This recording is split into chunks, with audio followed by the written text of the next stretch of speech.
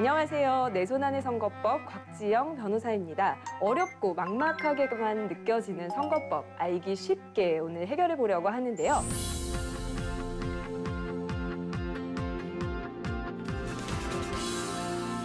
중앙선거관리위원회 이은혜 센터장님 오늘도 함께해 주셨습니다. 안녕하세요. 안녕하세요.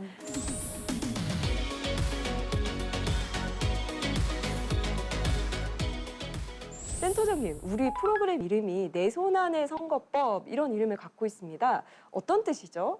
저희 선거법이 굉장히 광대하고 복잡한 걸로 흔히들 생각을 하시는데요. 우리 이번에 이 시간을 통해서 손안에 잡힐 수 있는 그런 선거법을 알아보는 시간을 가진다는 의미에서 내 손 안의 선거법인 걸로 알고 있습니다. 네, 정말 좋은 이름인데 또 이런 뜻도 있을 것 같아요. 우리가 요새 한 손으로 스마트폰을 많이 가지고 다니잖아요. 우리 내 손 안의 선거법 영상을 스마트폰을 통해서도 언제나 손쉽게 또 시청할 수 있다는 의미도 있는 것 같습니다. 네, 언제든 저희 한국선거방송과 유튜브 채널을 통해서 확인할 수 있습니다. 네, 더 기대가 되는 하루인데요. 센터장님께서 이 프로그램에 전문가로 출연을 해주셔서 선거법에 대한 궁금증을 많이 알려주고 계시잖아요. 근데 지금 선거안내센터에서 또 근무를 하시기 때문에 선거법과 관련된 다양한 질문들을 받고 계실 것 같아요. 네, 그렇습니다. 저희 이 많은 분들이 선거법을 복잡하고 어렵게 느끼고 계시기 때문에 1390 전화나 인터넷을 통해서 많은 질의를 주시고 계십니다. 저희는 이렇게 질의에 답변하는 역할을 하고 있기도 하지만 시기별로 또 사안별로 예상되는 질의를 미리 모아서 위법사항이 발생하지 않게 안내해드리는 역할도 하고 있습니다. 저희 똑똑한 선거법 알림이라고 이렇게 운영을 하고 있는데요. 선거법규 포털에 들어오시면은 저희 똑똑한 선거법 알림이를 신청을 하실 수 있으십니다. 아, 똑똑한 선거법 알림이 이름도 정말 친근하게 느껴지는데 네. 많은 분들이 또 활용할 수 있으면 정말 좋으실 것 같네요. 네, 그렇습니다. 네, 아무래도 또 국민 여러분과 직접적으로 소통을 하시기 때문에 또 굉장히 큰 보람도 느끼실 것 같습니다. 네, 오늘도 어려운 선거법을 속 시원하게 해결해 주실 걸 기대하고요. 오늘 주제부터 먼저 만나보도록 하겠습니다.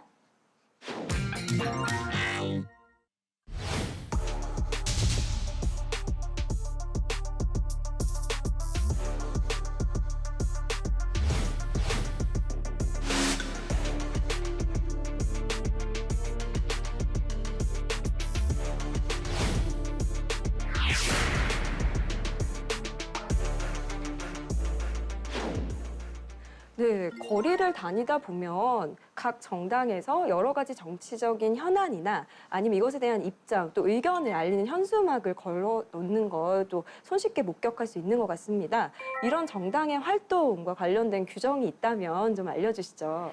네, 저희 정당법 제37조는 헌법과 법률에 의하여 보호를 받는 이런 정당의 활동의 자유를 명문화한 규정입니다. 특히 정당법 제31조 2항의 경우에는 특정 정당이나 후보자를 지지 추천하거나 반대함이 없이 행하는 자당의 그 정당의 정책에 대한 입장, 그리고 정책에 대한 홍보, 그리고 당원 모집을 위한 그런 활동에 대해서는 이렇게 보호를 하고 있는 규정입니다. 따라서 저희 정당의 계획 하에 그리고 정당의 비용으로 거리에 이 게시하는 정당의 정책에 대한 홍보 현수막 그리고 정치적 현안에 대한 입장 홍보 현수막 같은 경우에는 선거 기간 전까지 이제 보호가 되고요. 그리고 ARS 당원 모집이라든지 문자 메시지 발송 등을 통해서 당원 모집 활동을 하실 수 있으십니다. 네, 그래서 우리가 이렇게 손쉽게 또 현수막을 볼 수 있는 것 같네요. 네, 그렇습니다. 오늘날 사실 우리의 정치 또 우리의 생활과 밀접하게 관계가 있는 정당의 활동이 어떤 것인지 또 궁금한 점이 많이 듭니다. 구체적으로 또 어떤 내용을 우리가 오늘 이야기할지 화면으로 먼저 만나보실게요.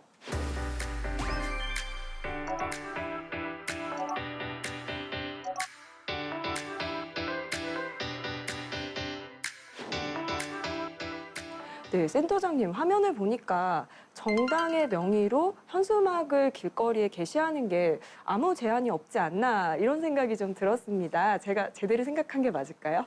저희가 아무런 제한이 없는 것은 아닙니다. 아무리 정당이 게시한다고 하더라도 선거운동에 이르는 그런 현수막 같은 경우에는 거리에 게시하실 수 없으십니다. 그리고 또한 아까 말씀드렸던 바와 같이 특정 정당이나 후보자를 지지, 추천, 반대하는 그런 내용이 있는 경우에는 이 선거일 전 180일 전까지만 게시하실 수 있으십니다. 말씀해주신 내용을 들어보니까 내용상의 제한도 있고 또 일정한 경우에는 시기상의 제한도 좀 있는 것 같네요. 네, 그렇습니다. 네, 현대 정치에서 정당이 사실상 여론을 형성하고 또 국민의 의사를 반영하는 정말 중요한 역할을 하고 있는 것 같습니다. 그렇기 때문에 정당의 설립의 자유, 또 활동의 자유를 보장하고 있는 거겠죠? 그렇기 때문에 이런 정당이 그 공적 기능을 제대로 수행할 수 있도록 정당법에서 이런 정당의 활동을 보장을 하고 있는 것입니다. 네, 그렇군요. 정당이 결과적으로 정치적인 의사를 함께하는 이들의 집합체라고 볼 수 있을 것 같습니다. 그렇다면 정당에서 사실상 핵심적인 역할을 담당하는 것이 바로 당원이 아닐까 싶은데요. 우리가 단순히 가입만 하는 게 아니라 실질적으로 열심히 당비도 납부하시고 활동하시는 분들을 진성당원이라고 명하지 않습니까? 네, 저희 이제 정당은 이렇게 진성당원을 정예화하고 그리고 재정적으로 독립을 해야 하기 때문에 당비 납부 제도를 운영을 해야 합니다. 그렇지만 이러한 당비는 당원 본인이 납부를 해야 되는 것이 원칙인데요. 만약에 타인이 당비를 대납하는 경우에는 그 당비를 대납한 사람과 그리고 그 당비를 대납하게 한 사람은 1년간 당원 자격이 제한이 됩니다. 그리고 뿐만 아니라 이 당원이 특정인을 정당의 입후보 예정자로 이제 될 수 있도록 하기 위해서 신규 당원을 모집을 받고 그런 그 신규 모집을 다 받은 그 사람들에게 당비를 대신 내주는 경우가 있을 수 있는데요. 그런 경우에는 이 제3자, 그러니까 그 후보자가 되려고 하는 자를 위한 기부행위가 되어서 공직선거법 제115조에 위반되게 됩니다. 그럼 말씀하신 내용을 좀 들어보니까 당비를 대신 납부하는 행동을 상당히 조심해야 될 것 같다 이런 생각이 들었어요. 혹시 이걸 위반했을 때 형사처벌을 받을 수 있는 걸까요? 네, 저희가 이제 공직선거법 제115조는 제3자 기부행위를 이제 제한을 하고 있는 규정입니다. 기부행위 같은 경우에는 5년 이하의 징역 그리고 1,000만 원 이하의 벌금형에 처해지도록 되어 있습니다. 상당히 과중한 형사처벌이 될 수 있으니까 정말 조심해야겠다 이런 생각이 듭니다. 정당의 민주주의 실현 또 당원들의 정치 참여를 좀 독려하기 위해서 지역적으로 정당을 조직하거나 활동하는 것이 굉장히 중요할 것 같습니다. 그러면 우리 정당법에서 관련된 규정들이 마련이 되어 있을까요? 네, 정당은 국회의원 지역구 그리고 읍면동 자치구시군별로 당원협의회를 둘 수가 있습니다. 유의하여야 하실 점은 당원협의회에는 사무소를 설치하실 수 없습니다. 예전에 정당의 지역 조직으로 지구당이라는 게 존재했던 것 같은데요. 네, 이 지구당 같은 경우에 고비용 저효율의 형태라고 해서 2004년도에 폐지가 되었습니다. 그러면 결과적으로 지구당을 대체한다고 보여지는 조직이 지금 현재는 당원협의회가 아닐까 싶은데 아까 말씀하실 때 당원협의회 사무소를 설치할 수 없다 이렇게 얘기를 해주셨잖아요. 그러면 결과적으로는 어떤 정당의 조직이나 지역적인 활동이 좀 상당 부분 제약이 있을 것 같습니다. 어떻죠? 네, 사실 변호사님의 말씀이 맞습니다. 그 정당이 민의를 수렴을 해서 체제에 전달하는 역할을 하기 때문에 국민들의 의견, 유권자들의 의견을 수렴을 하는 과정은 상당히 중요한데요. 근데 이것 관련해서 이런 지구당 설치 금지 관련한 헌법재판소 판례를, 즉 결정례를 제가 한번 소개를 시켜드리고자 합니다. 이제 그 헌법재판소 결정례는 과거 지구당 운영으로 인한 고비용 저효율의 정당 구조를 개선하기 위해서 당원협의회를 둘 수 있도록 하되 그 사무소를 설치할 수 없도록 하는 것은 정당하다라고 이렇게 판시하였습니다.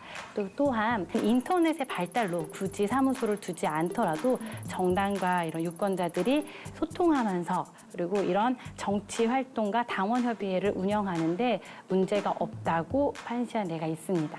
그러니까 지역사무소가 실질적으로 설치되어 있지 않아도 어떻게 보면 온라인을 통한 의사소통이 좀 보완하는 역할을 해주니까 네. 결과적으로 괜찮다 이렇게 좀 판시한 것 같네요. 네, 그렇습니다. 우리가 지난 시간에 살펴보았듯이 이제 온라인상 선거운동은 언제나 이제 가능한 그런 상황이 되었습니다.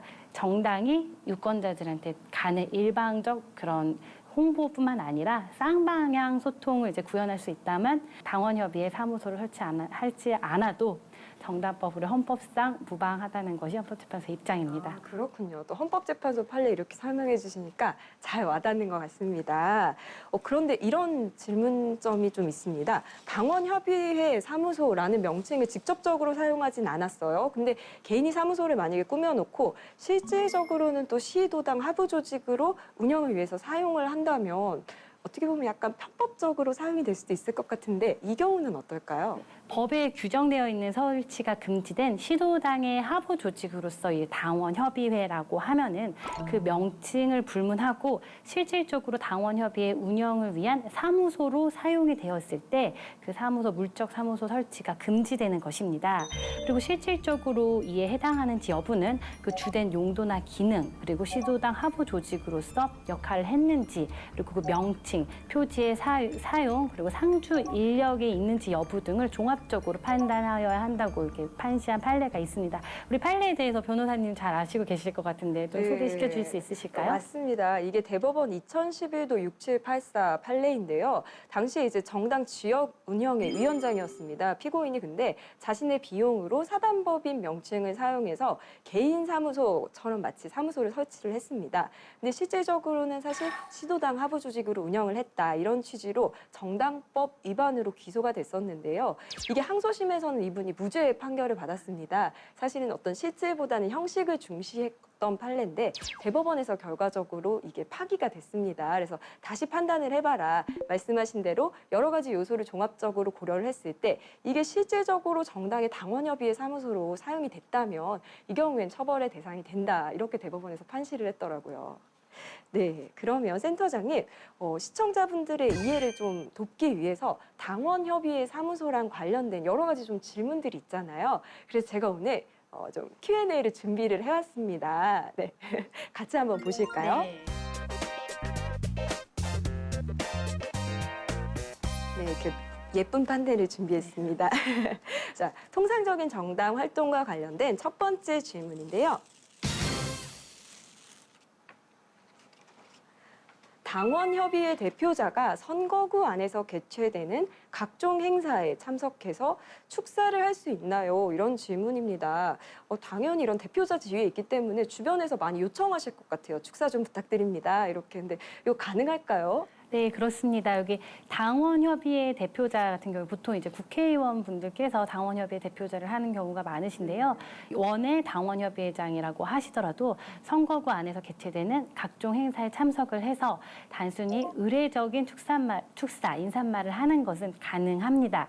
다만 이런 그 축사 과정에서 본인을 지지를 호소를 하든지 아니면 선전하는 행위가 부과될 때에는 사전 선거 운동이 되기 때문에 저희 이제 선거 기간 제한을 하고 있고 그 운동을 선거 운동 기간에만 할 수 있도록 규정해 놓은 공직선거법 제254조에 위반되게 됩니다. 그러니까 당연히 뭐 축사는 할 수 있지만 그게 사실상 사전 선거 운동이 되면은 또 위법의 소지가 있군요. 네, 그렇습니다. 네, 그러면은 또 두 번째 질문 한번 같이 볼까요? 네, 두 번째 질문입니다. 당원협의회가 지역 봉사활동을 하면서 당원협의회 명칭이 게재되어 있는 조끼나 어깨띠를 착용할 수 있나요? 저도 상당히 궁금한 부분이에요. 이렇게 명칭이라든지 이런 게 게재되어 있는 어깨띠 같은 거를 사용할 수 있을까요? 네.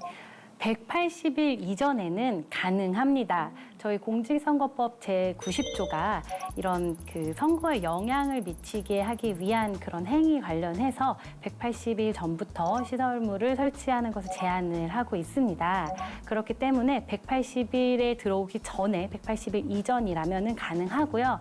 근데 다만 이런 그 조끼 같은 경우에는 재산적 가치가 있기 때문에 이런 봉사 활동을 하시고 당원들이 입고 가시게 하신다면은 정당의 이런 기부 행위를 금지하고 있는 공직선거법 제114조에 위반되게 됩니다. 사실 어떻게 보면 사소하다고 생각해서 그냥 입고 가실 수도 있을 것 같은데 그 조끼 자체가 어떻게 보면 또 재산적인 가치가 있으니까 조심해야 되는군요. 그렇습니다. 네. 네, 모자의 경우에도 마찬가지입니다. 모자도 네. 알겠습니다. 조심하도록 하겠습니다. 그럼 마지막 질문 한번 같이 볼게요.